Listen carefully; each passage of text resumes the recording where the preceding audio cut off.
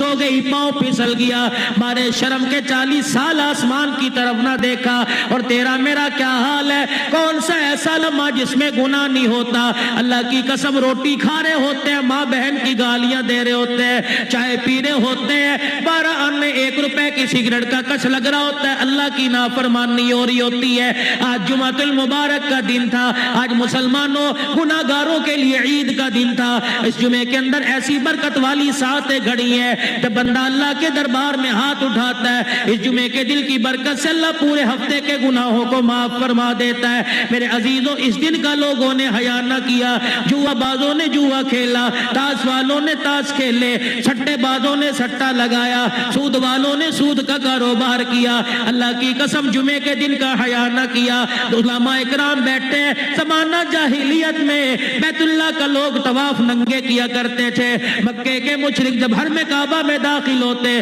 طواف کرنے کا ارادہ ہوتا، تن سے کپڑے اتار دیا کرتے۔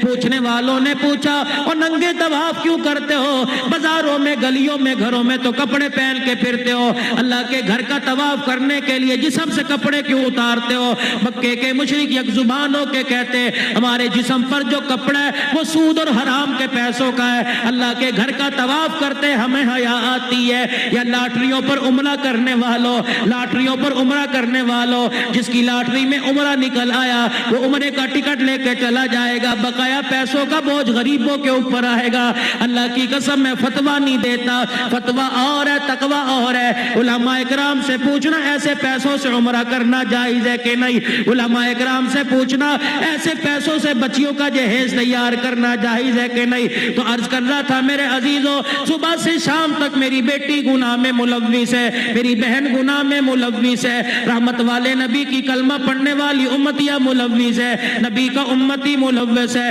اللہ کی قسم کسی کو خیال نہیں آتا۔ آج مولوی صاحب بیٹھے تھے، بھائی احسان صاحب بیٹھے تھے، کہنے لگے نانا بھی فوت ہو گیا، ابا فوت ہو گیا، مولوی صاحب ذرا بیان کریو، نماز کی ترغیب دیو، مولوی صاحب بیان کریو، ذرا عورتوں کو دوپٹے کی ترغیب دینا۔ اللہ کی قسم چائے کا گھونٹ میرے حلق میں نیچے نہ اترا، میں نے چائے کی پیالی نیچے رکھ دی، سوچنے لگ گیا ایک اندھے کو تو تیرا میرا خیال ہے، آنکھوں والوں کو اپنا خیال کوئی نہیں۔ ایک اندھا چاہ رہا ہے کہ اللہ کے واسطے پورا گاؤں جہنم سے بچ جائے اور اپنی قبر کی تیاری کر کے قبر میں چلا جائے، لیکن آنکھوں والا تجھے موبائل دیکھنے سے فرصت نہیں۔ ان آنکھوں سے تو قرآن کی زیارت ہوا کرتی تھی، اولیاء اللہ کے چہروں کی زیارت ہوا کرتی تھی، بیت اللہ کی زیارت ہوا کرتی تھی، روزہ رسول اللہ کی زیارت ہوا کرتی تھی۔ سوچو تو صحیح، ساری رات گزر جاتی ہے، آنکھ کی پلک نہیں جھپکتی کہ میرا ڈرامہ مس نہ ہو جائے، یہ پارٹ مس نہ ہو جائے، یہ سکرین پر آنے والا یہ چہرہ کہیں مس نہ ہو جائے۔ اللہ کی قسم اس آنکھ پر اتنا ظلم کر جتنا میرے عزیزوں قیامت کے دن بوجھ برداشت کر سکے۔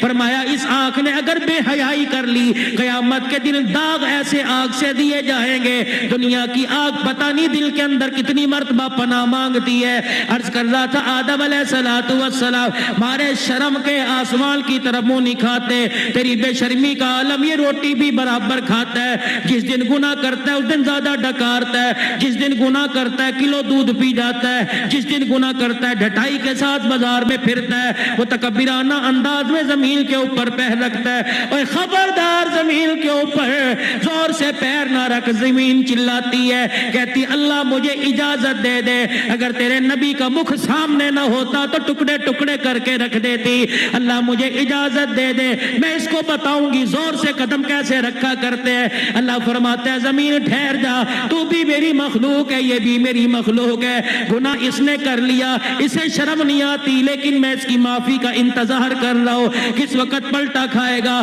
اور ایک مرتبہ کہہ دے اللہ معاف کر دے، مجھے میری کبریائی کی قسم ہے اس کے کہنے میں دیر لگے گی، میرے معاف کرنے میں دیر کوئی نہیں لگے گی۔